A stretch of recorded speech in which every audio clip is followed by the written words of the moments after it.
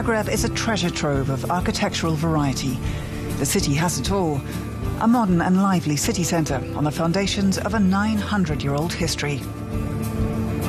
Ilica is Zagreb's longest street, stretching straight into the suburbs. It features an endless row of shops and cafes. Central Zagreb is home to Ban Jelačić Square. Despite the area's historical character, architect Saša Begović said things are changing. Recently there was some kind of a small infills of cultural and public places, buildings, and some new redesign of some squares and some streets. But in general, contemporary design has taken a backseat to historic conservation. Still, in 2009, Saša was able to build a modern dance studio in a courtyard here. So there was a lot of opportunities to do something like this in Zagreb, and this is a kind of a showcase for all the other things that we can do in our city. Novi Zagreb is just 10 minutes away, and it's home to Croatia's largest and most modern museum. The Museum of Contemporary Art opened in late 2010, after years of planning disputes. Curator Nada Beroš was involved in the project from the start. Especially the focus of several Western museums are now on these countries and some of the artists from this region, and they really admired not only the collection but also the way how it is displayed in a kind of innovative way. The building's facade is akin to a canvas. The museum features 15,000 square meters of exhibition space, and there are 12,000 works on show from local and international artists.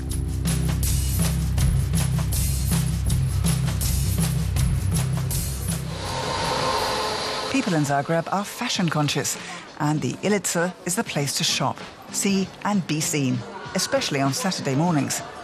The city is becoming an increasingly attractive destination for fashion designers.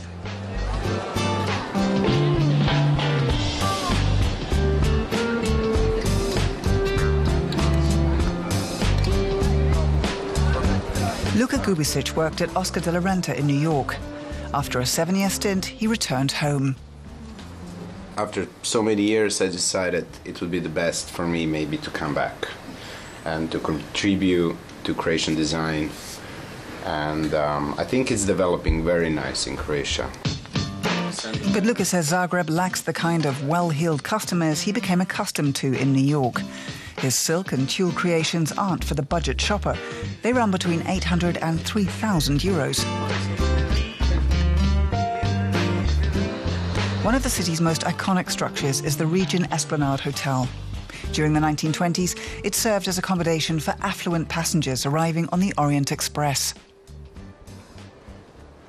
The Esplanade was opened as a style icon in 1925. It was right in the heart of the Art Deco movement, and as such was a really, really cutting-edge design, and it didn't stop then, and it didn't stop in the 1960s, and it didn't stop in the 1970s or 80s. So it's important that we keep it going, and we have to maintain that edge of style, design. The renovated Emerald Ballroom looks just the way it did when the hotel first opened. Louis Armstrong, Omar Sharif, Orson Welles, Maria Callas and Woody Allen are just some of the famous guests who have stayed at the Regent Esplanade. Up the hill from the hotel and through central Zagreb is the oldest part of town. Here, visitors can get a taste of the city's special traditions.